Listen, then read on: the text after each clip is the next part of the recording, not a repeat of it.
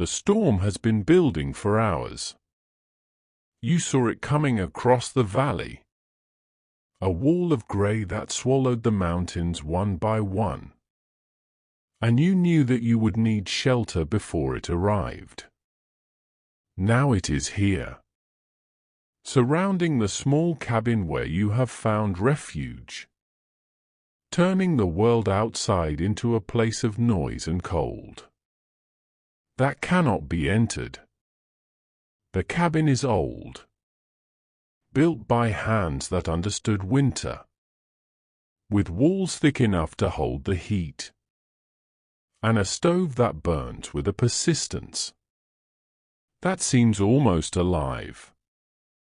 You found the key under the mat, as the note promised, and the door opened into warmth that wrapped around you like a blanket. Someone had left waiting. The wind outside has become a voice, speaking in a language that needs no translation. It wants in. It has always wanted in, since the beginning of storms. And this cabin has always refused. The walls do not shake. The roof does not lift. The windows show only white, as if the world has been erased and replaced with something that moves and howls without meaning. You do not need to understand the storm. The cabin understands it for you, has understood it for decades, and continues to stand in the same place. It has always stood, offering the same protection. It has always offered to anyone who reaches the door, before the snow makes reaching impossible. The stove in the corner burns with a warmth that you feel in your chest, before you feel it on your skin. It is wood burning, fed by logs that were cut and stacked in the autumn, and it gives off a heat that has weight, that occupies space in the room, like another presence, another body that does not move, but breathes through its flames. You sit in the chair that faces the stove, and you feel the cold that was in your bones beginning to leave, slowly, reluctantly, as if it had planned to stay longer, and is surprised to find itself unwelcome. Your fingers tingle. Your toes begin to ache with the return of feeling. This is the price of warmth, and you pay it gladly. The walls are made of logs that were cut from the forest. You can no longer see, stacked and chinked with mortar that has dried to the color of the wood itself.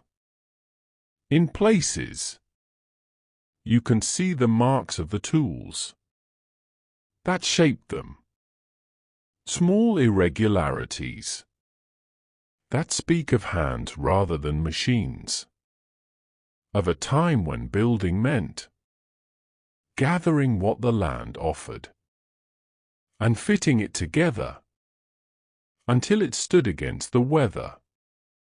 The chinking between the logs has cracked in places, small lines that run vertically, where the settling of the structure has tested the flexibility of the material. But the cracks do not leak. The wind does not enter. Whatever the builder used, whatever mixture of clay and straw and lime, it has held for decades and continues to hold, keeping the inside separate from the outside, the warm separate from the cold, the silent separate from the storm.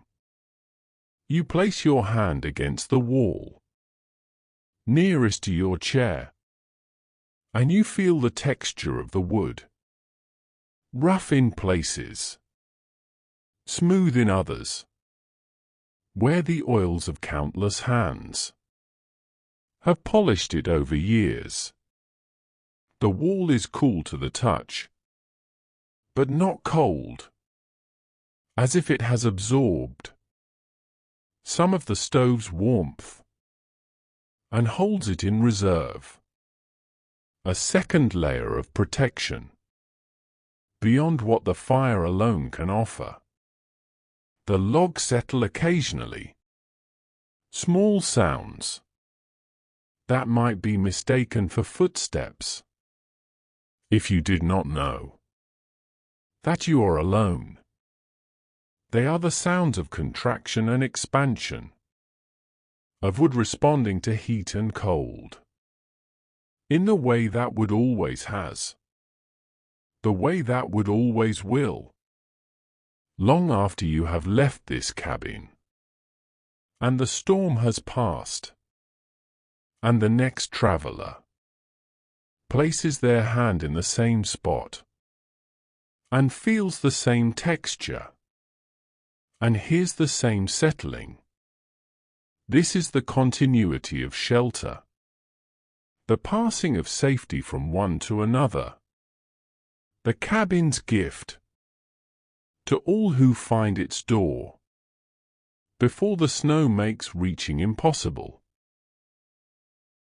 The stove stands in the corner, a cast-iron box, on legs that raise it from the floor, connected to a pipe that disappears into the stone chimney and carries the smoke away.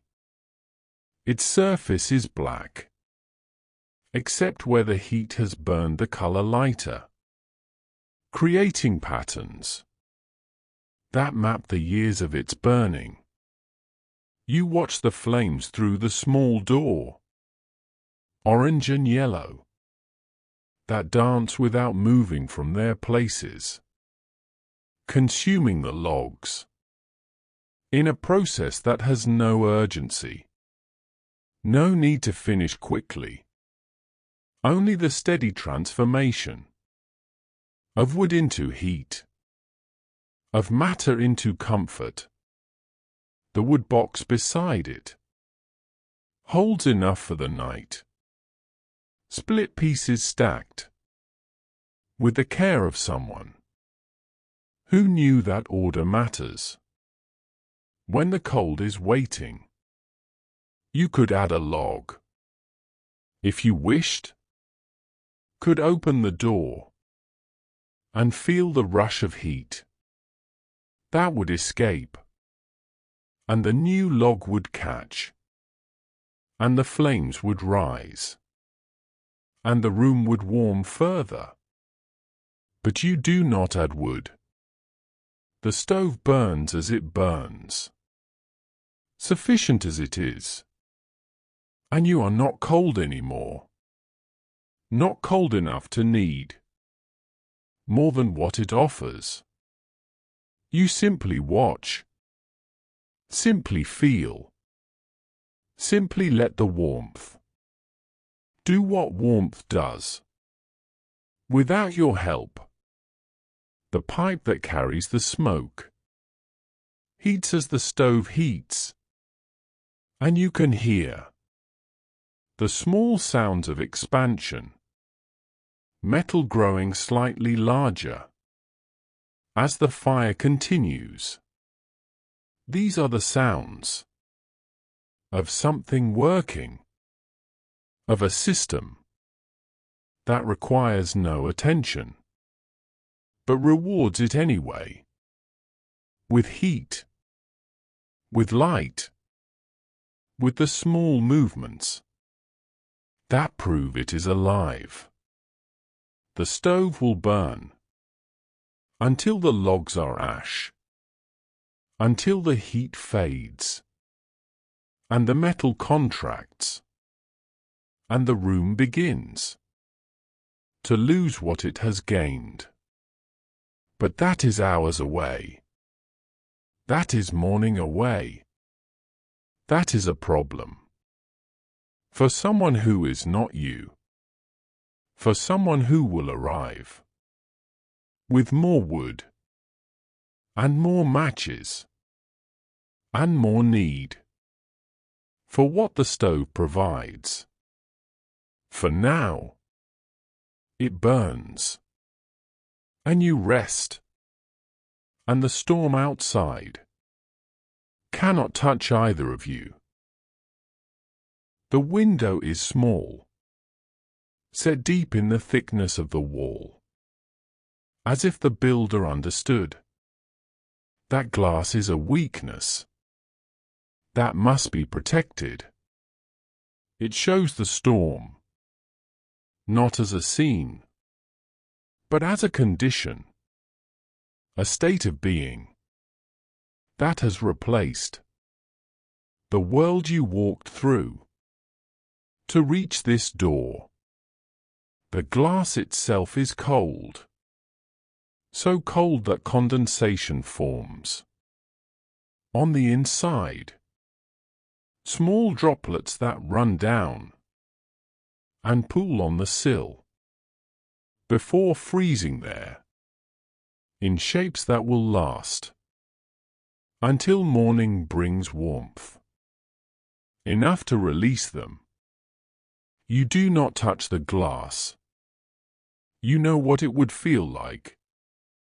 Know that the cold would bite, and the storm would seem closer, and the distance between you and the world outside would feel smaller than you want it to feel.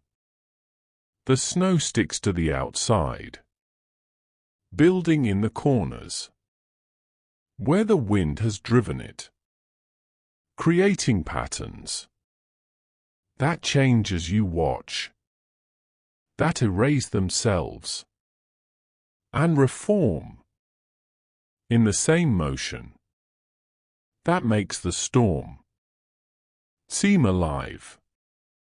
You cannot see the mountains anymore, cannot see the valley, or the path, or the place where you started. There is only white, only movement, only the sound that presses against the glass without entering. The window is a frame for something that cannot be framed, a boundary that the storm respects without understanding why, as if the cabin has made an agreement with the weather long before you arrived, an agreement that holds that the inside belongs to those who shelter, and the outside belongs to the storm, and never the two shall meet. You are grateful for this window, for the proof it offers that the storm continues, that your safety is not imagined, but real, earned by the walls, and the stove, and the logs that burn, while you watch the snow that cannot reach you. The night has settled in the way that nights do, in places without electricity, without the artificial sun of street lamps and neon signs, and the glow that cities use to pretend that darkness can be defeated. Here, the darkness is complete, is absolute, is a presence that occupies the corners of the room, not as threat, but as comfort, as the necessary condition for the warmth to be felt, for the fire to be seen, for the shelter to be known. As shelter, you do not light a candle. Do not need to. The stove provides sufficient glow, sufficient definition to the objects that share the space with you. The chair, the table, the bed in the corner that you will reach when sleep becomes inevitable. The darkness holds these shapes without revealing them completely, keeps them in the soft uncertainty that allows the mind to rest, to stop its constant naming and categorizing, and simply let things be as they are, present, without requiring attention. The storm has become part of this darkness, has been absorbed into it, so that the sound of wind and the absence of light are no longer separate, but one condition, one environment, one world that exists only to make the cabin more itself, more shelter, more the place you needed without knowing you needed it. The night will pass. This is certain, though it does not feel certain, though it feels as if the darkness has always been and will always be, as if morning is a story told by those who have never sat in this chair before this stove while the storm rages and the walls stand and the warmth holds everything that needs to be held. You are not afraid of this darkness. It does not threaten. It does not demand. It simply is. As the cabin simply is. As the storm simply is. As you simply are. All of you. Together. In this space. That the night has made sacred by its presence, by its completeness, by its absolute refusal to be anything other than what it is. The bed stands in the corner, a frame of wood that matches the walls, holding a mattress that has been used by travelers you will never meet, who found this cabin as you have found it, who needed shelter as you have needed it, who slept as you will sleep. The blankets are wool, heavy with the weight of their weaving, smelling of storage, and of the bodies that have warmed them. before you. You do not need to turn them down to know that they will be warm, that they will accept your coldness without complaint, that they will hold the heat that your body makes and return it to you through the night.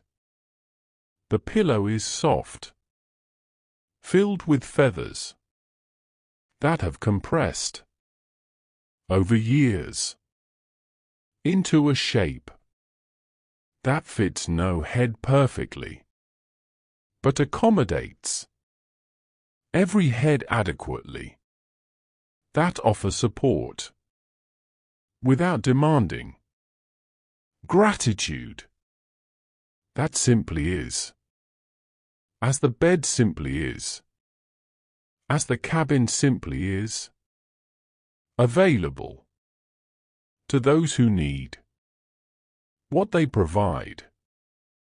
You will go to this bed when the chair has held you long enough, when the stove has warmed you thoroughly, when the storm has become so familiar that you no longer hear it as separate from the silence it interrupts. But you do not go yet. The chair is sufficient. The moment is sufficient. And the bed will wait, has waited, for travelers before you, will wait for travelers after you. Its blankets ready, its pillow patient, its wooden frame steady against the wall that keeps out the storm that rages without purpose, without end, without the power to touch you. Here in this warmth, in this shelter, in this night, that will pass, as all nights pass, leaving you rested and ready for the morning that waits beyond the storm. The bed does not hurry you.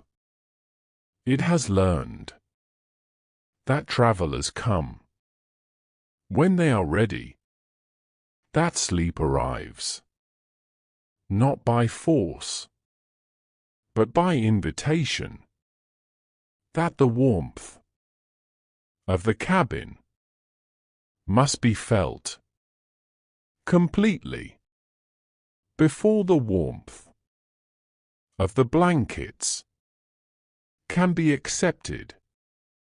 It will be here. It is always here. For you. For the next.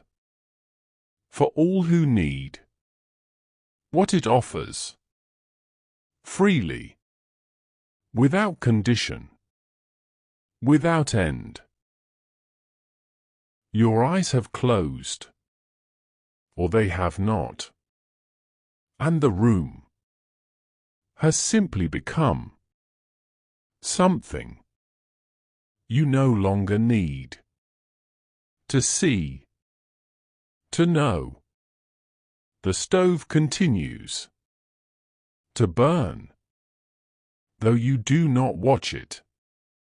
The walls continue to stand, though you do not touch them.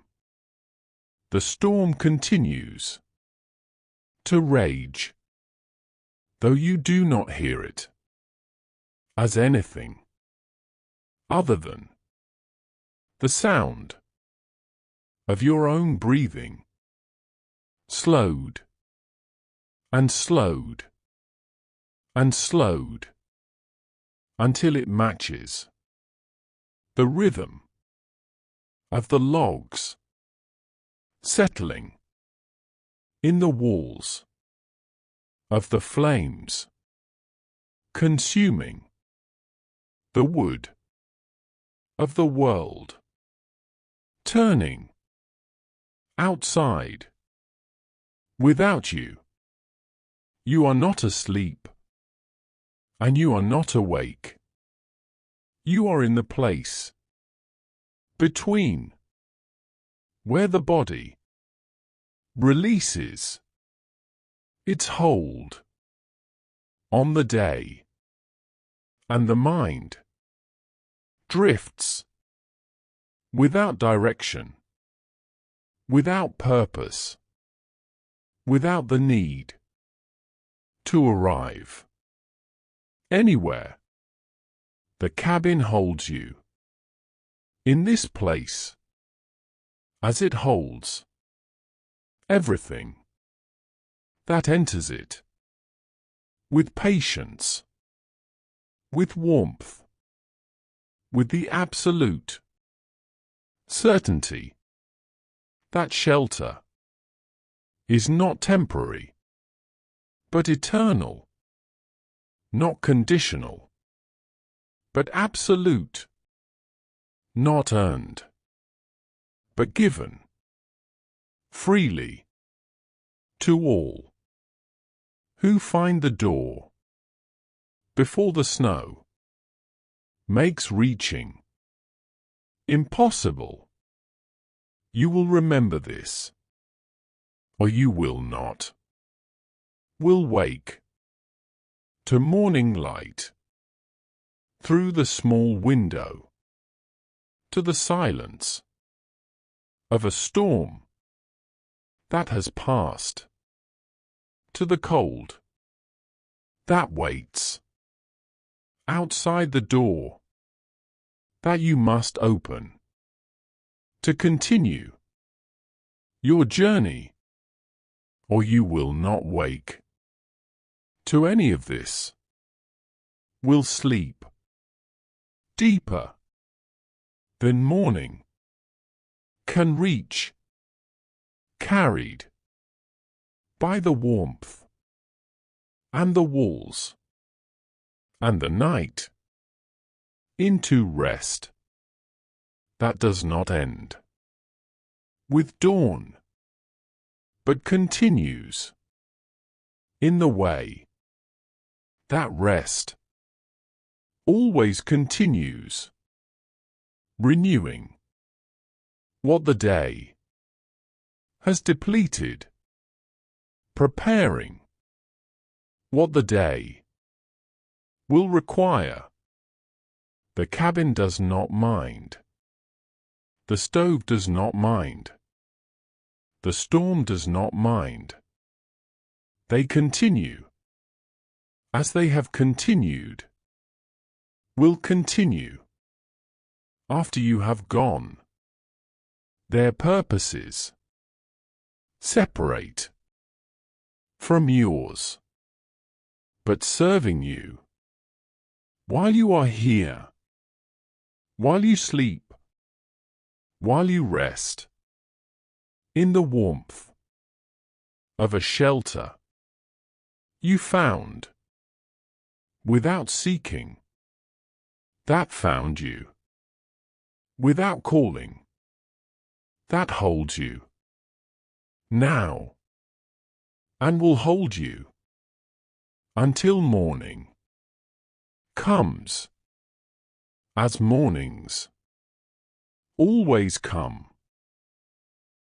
The morning will come, and you will wake, or you will wake, and it will be morning. The distinction no longer mattering, as it once mattered, as it will matter again.